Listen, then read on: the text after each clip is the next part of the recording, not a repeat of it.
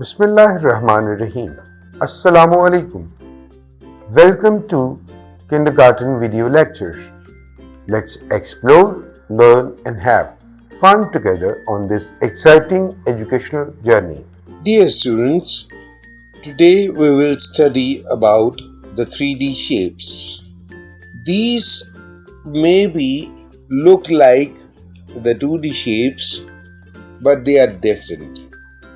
Sphere, cylinder, cube, cuboid, cone. Sphere, it has no sides, it has no corner, it has one curved surface.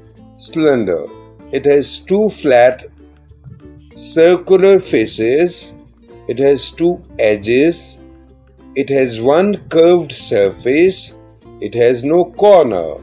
Cube, it has 6 square faces, it has 12 edges, it has 8 corners. Cuboid, it has 6 rectangular faces, it has 12 edges, it has 8 corners.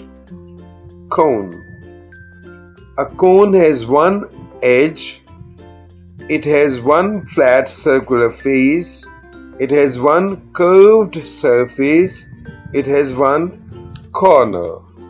Thank you. See you in the next lesson.